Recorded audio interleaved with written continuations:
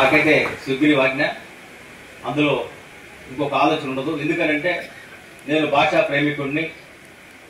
తెలుగు భాష కోసం మరి నా ఊహ తెలిసినప్పటి నుంచి భాషని ప్రేమిస్తూ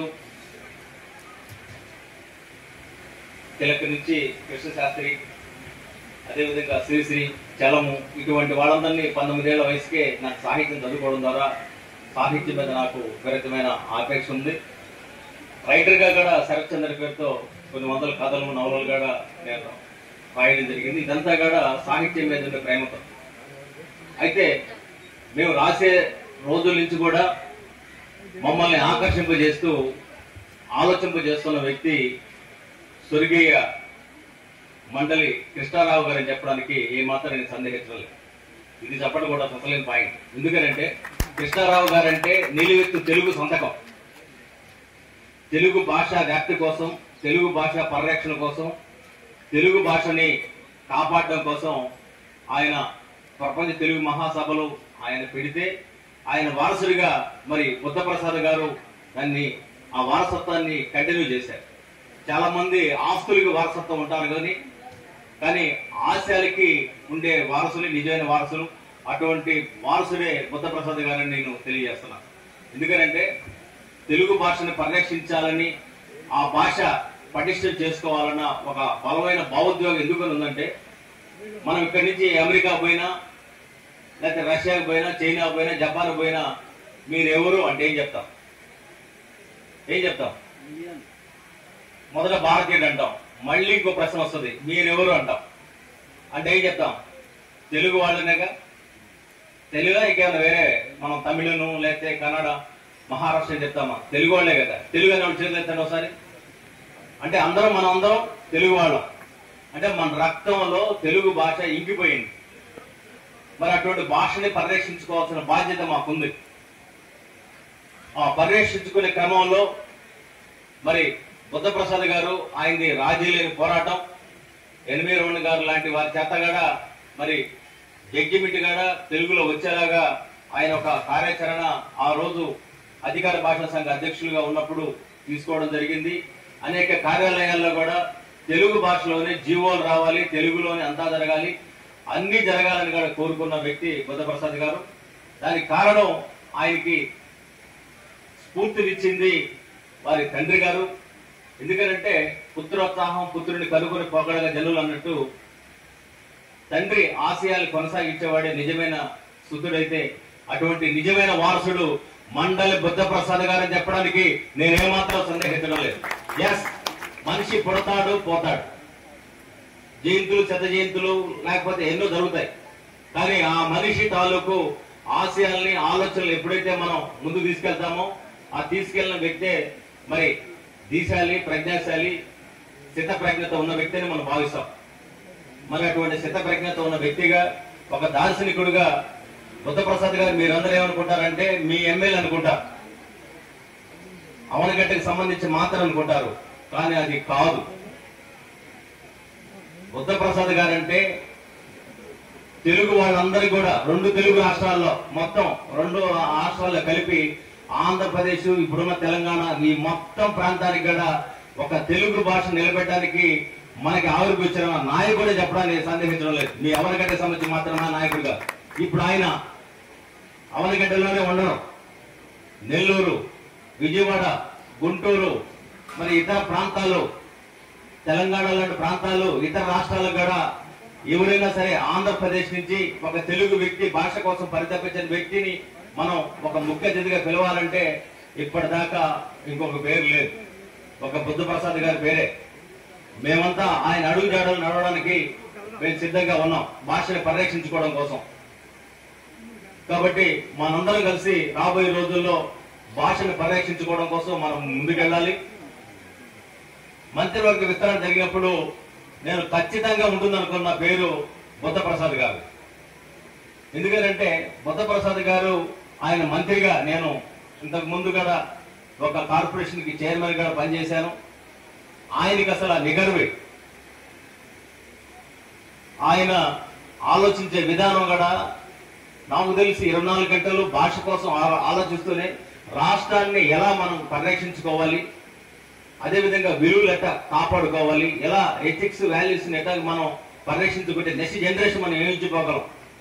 వచ్చే జనరేషన్ కి మనం పిల్లలకి ఇవ్వాల్సింది సంపద కాదు, వారసత్వం ఇవ్వాల్సింది వ్యక్తిత్వం, విలువలు. అటువంటి వ్యక్తిత్వం, విలువలు ఇవ్వబట్టే ఈరోజు వెంకటరామ గారు ఇక్కడ మీ ముందుకు వచ్చి మాట్లాడుతున్నాడని నేను తెలియజేస్తున్నాను.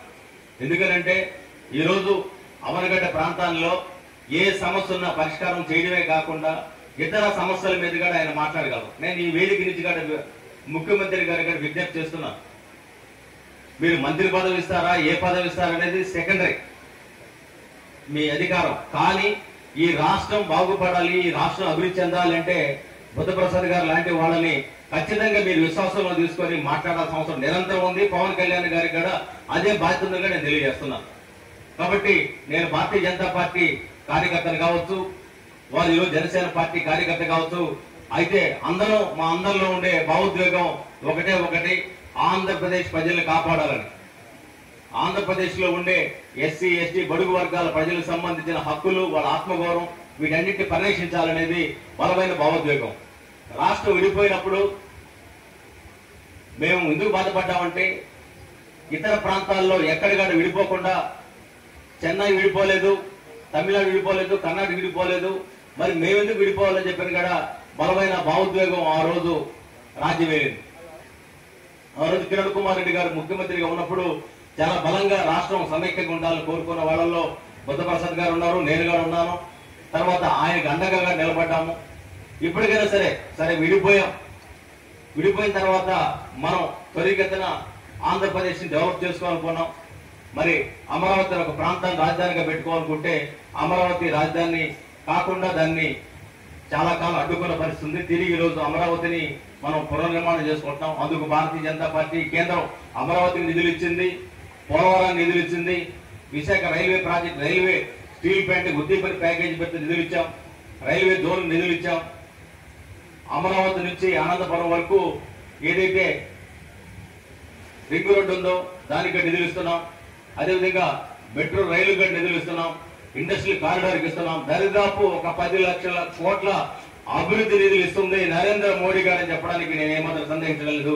దానికి కారణం కూడా ఒక డైనమిజం ఉన్న ముఖ్యమంత్రి మనకున్నారు. అదేవిధంగా ఆయన తనయుడు కూడా టీసీఎస్ లాంటి సంస్థలు తీసుకురావడంలో కూడా మరి ఆయన పరితపించిన పరిస్థితుంది. దీనికి అంతటి కారణం ఏంటంటే, ఒకప్పుడు మనం పునాది చేశాం. మండలి కృష్ణారావు గారు లాంటి వారు ఆంధ్రప్రదేశ్ కి బలమైన పునాది చేశారు. భాషా వికాసమే కాదు, అభివృద్ధి కూడా. మరి ఇలాంటి పరిస్థితుల్లో, అటువంటి కష్టకాలంలో దివిసీన లాంటి ఉప్పిలు వచ్చినప్పుడు ఆయన ఏ మాత్రం కూడా వెనక తగ్గలేదు. మన సోదరి చాలా ఆయన సంబంధించిన బయట చెప్పింది, మీకు కూడా వాటి గురించి పూర్తి సమాచారం కూడా ఉంది. భావిస్తున్నాం భాషా పరిరక్షణ కోసం ఆయన వారసులుగా మేము పనిచేస్తాం. అదేవిధంగా ఈ నియోజకవర్గ ప్రజల సంతోషం కోసం, సౌభాగ్యం కోసం, అదేవిధంగా వాళ్ళ హక్కుల కోసం, ఆత్మగౌరవం కోసం పనిచేయడానికి మీకు ఒకడున్నాడు. ఆ ఒక్కడే మండల బుద్ధప్రసాద్ గారు చెప్పడానికి నేనేమాత్రం సందేహించడం లేదు. బుద్ధప్రసాద్ గారు ఆయన ఒక నాయకుడు మాత్రమే కాదు, ఆయన ఒక లెజెండరీ పర్సనాలిటీ. మరి ఆయన వ్యక్తిత్వం, ఇవన్నీ కూడా ఆయన మూర్తిమత్వం, ఇవన్నీ కూడా ఖచ్చితంగా సమాజానికి ఈ రోజు యువత కూడా మార్గదర్శకత్వం. ఒక మనిషి ఎలా జీవించాలి, ఎంత నిరాడంబరంగా జీవించాలి అని చెప్పి గతంలో మన కృష్ణారావు గారి విషయంలో మన సోదరులు చెప్పారు. ఎంత నిగర్విగా ఆయన ఉన్నారు. ఇప్పుడు కూడా నేనేమంటానంటే, మనిషికి సంపద అనేది ముఖ్యం కాదు, వ్యక్తిత్వ సంపదే ముఖ్యం. అటువంటి వ్యక్తిత్వ సంపదని వారసత్వంగా ఆ రోజు కృష్ణారావు గారు ఇచ్చారు. ఆయన 100వ జయంతి కార్యక్రమాల్లో పాల్గొనే ఒక అపూర్వమైన అవకాశం నాకు రావడం నిజంగా నాకు చాలా సంతోషంగా ఉంది. ఈ రోజు శివరాజ్ చౌహాన్ ప్రోగ్రాం ఉన్నా కానీ నేను దానికంటే నాకు ముఖ్యం మండల వెంకటకృష్ణారావు గారికి స్మారకంగా నివాళి అర్పించుకోవడానికి ఈ ప్రాంతానికి వచ్చి 4 మాటలు మాట్లాడే ఈ అవకాశాన్ని సద్వినియోగం చేసుకోవాలనుకొని నేను ఇక్కడ రావడం జరిగింది. అదేవిధంగా బుద్ధప్రసాద్ గారిని, ఆయనకి తెలుగు భాష పరిరక్షణ బాధ్యత శ్వాస తుది వరకు ఉంది. ఖచ్చితంగా ఆ భాష పరిరక్షణ కోసం ఏం చేయాలో అన్నిటికీ కూడా మాకు మార్గదర్శకత్వం చేయాల్సిన అవసరం కూడా ఆయన భుజాల మీద ఉంది. రాబోయే రోజుల్లో కూడా తెలుగు భాషను పరిరక్షించుకోవాల్సిన బాధ్యత మనకు ఉందా లేదా? ఉంది. కానీ మనం ఏం చేస్తున్నాం అంటే, మన పిల్లల్ని ఇంగ్లీష్ మీడియం తప్ప ఇంకో మీడియం చదివించడం లేదు. అంటే రాబోయే రోజుల్లో ఒకప్పుడు ఆంధ్రప్రదేశ్ లోనూ తెలంగాణ తెలుగు చదువుకునేవారు అనే పరిస్థితిలోకి మనం ఎట్టబడుతున్నాం. అంతరించిపోయి శిలాజలాగా తెలుగు భాష మారిపోయింది, డైనోసార్ లాగా. మా పిల్లలు కూడా తెలుగు రాదు, ఎందుకంటే మనం ఇంగ్లీష్ మీడియం వ్యామోహంలో వెళ్ళిపోయాం. నేనేమంటానంటే రాష్ట్ర ప్రభుత్వానికి కూడా విజ్ఞప్తి చేస్తున్నాను. నేను అకాడమీ చైర్మన్ కూడా మేము ఆ మేరకు ప్రతిపాదన కూడా పెడుతున్నాము. కనీసం 5వ క్లాస్ వరకు మాతృభాషలో విద్యాబోధన జరగాలి. అదే జాతీయ విధానం. ఆ విధానాన్ని కూడా రాష్ట్ర ప్రభుత్వం అమలు చేసే కార్యాచరణ వైపు మరి ముఖ్యమంత్రి చంద్రబాబు నాయుడు గారు కానీ అదేవిధంగా లోకేష్ గారి దృష్టికి నేను బలంగా తీసుకెళ్తాను. అంతేకాదు అకాడమీ స్టాండర్డ్స్ ఉన్నాయి. రాబోయే రోజుల్లో అకాడమీ ద్వారా ఎంబీబీఎస్ మెడికల్ సంబంధించిన బుక్స్ కానీ, ఇంజనీరింగ్ సంబంధించిన బుక్స్ కానీ, ఇంకా సైకాలజీ సంబంధించిన బుక్స్ కానీ వీటన్నిటినీ కూడా మేము ప్రింట్ చేయబోతున్నాము. దానికి సంబంధించిన మార్గదర్శకత్వం మరి బుద్ధప్రసాద్ గారు మాకు ఇస్తున్నారు. ఆ మేరకు మేము ముందుకు వెళ్తాము. వెళ్లి భాషా పరిరక్షణ కోసం మేము సిద్ధమవుతాము.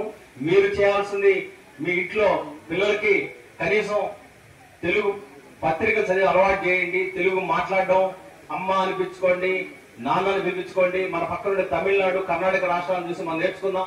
మన ఎక్కడైనా బోర్డ్స్ ఉంటే ఖచ్చితంగా తెలుగు ఉండేలాగా మనం దాని మీద ఒకళ్ళ వాడు కానీ తెలుగు పెట్టకపోతే తెలుగు పెట్టమని కూడా కోరదాం. కాబట్టి ఆంధ్రప్రదేశ్ మొత్తానికి దిక్సూచి ఖచ్చితంగా అవనిగడ నియోజకవర్గం చెప్పడానికి నేను ఏమాత్రం సందేహం లేదు. అందుకని రాబోయే రోజుల్లో మండల బుద్ధప్రసాద్ గారి నాయకత్వాన్ని మీరు ఆంధ్ర ప్రజలకు గిఫ్ట్ గా ఇచ్చారు. దాన్ని మరింతగా కొనసాగించే కార్యాచరణ ముందుకు సాగాలని కూడా కోరుకుంటూ నాకు అవకాశం ఇచ్చినందుకు అధ్యక్షులకి, సభ నిర్వాహకులకి అందరికీ ధన్యవాదాలు తెలియజేస్తూ ఈ పిఎస్సి చైర్మన్ ఈ ఏదైతే తోట శ్రీనివాస్ గారు వారు రాబోయే రోజుల్లో అప్పులు లేకుండా ఈ సంస్థ నడుపుతారని, మరి ఈరోజు కేంద్ర ప్రభుత్వం మరి ఈరోజు కిసాన్ సమ్మాన్ యోజన పథకం కింద నిధులు ఇచ్చింది. రైతు గురించి నేను పరితపించి నేను ఆలోచించి రాసిన కథ సమాహారం. ఆ కథలో నేను రైతు నిధి అనే పథకం పేరుతో పెట్టాను. ఈ రైతులు ఆత్మహత్య చేసుకోకుండా ఉండాలంటే ఏం చేయాలని నేను రీసెర్చ్ చేసి రాసిన కథ. అది నవ్య పత్రికలో బహుమతి వచ్చింది 2016లో. ఆ తర్వాతే రైతు బంధు పథకంగా మారింది. సాహిత్యానికి ఉండే సత్తా అదిగా నేను తెలియజేస్తున్నాను. కాబట్టి రైతు అనేవాడు దేవుడు, అందులో సందేహం లేదు. దేవుడికి ప్రత్యామ్నాయ రూపం లేదు. రైతే, ఎందుకంటే మనం బంగారం సంపాదించుకున్నా అది తినలేము, మరి మన దగ్గర ఏమున్నా తినలేము, కరెన్సీని కూడా తినలేము. కానీ ఎవరికైనా సరే రుణపడి ఉన్నారంటే అమ్మా నాన్న తర్వాత ఒక రైతుకే ప్రతి మనిషి రుణపడి ఉన్నారు. కాబట్టి ఆ రైతు హక్కుల కోసం, ఆ రైతు మరి ఏదైతే వారికి కావాల్సిన సౌకర్యాలు ఉన్నాయో వీటన్నిటి కల్పించడం కోసం ప్రపంచంలో అన్ని దేశాలు కూడా వాళ్ళకి ఎరువులు, పురుగు మందులు, ఇవన్నీ కూడా విత్తనాలు కూడా ఫ్రీగా ఇస్తున్న పరిస్థితి ఉంది. రాబోయే రోజుల్లో దేశంలో కూడా వీటన్నింటినీ ఫ్రీగా ఇచ్చే ఒక వాతావరణం కూడా సృష్టించబడాలని కూడా కోరుకుంటూ రైతును ప్రేమించే వ్యక్తిగా, రైతు సంబంధించిన ఒక స్నేహితుడిగా, ఆత్మీయుడిగా రాబోయే రోజుల్లో కూడా రైతు గుండె చప్పుడు నేను ప్రదర్శిస్తూ సాహిత్య సృష్టి కూడా చేస్తానని కూడా వాగ్దానం ఇస్తూ ఆ మేరకు మీరందరూ కలిసి ఈ సొసైటీని మరింత అభివృద్ధి చేస్తారని ఆశిస్తూ సెలవు తీసుకుంటున్నాం.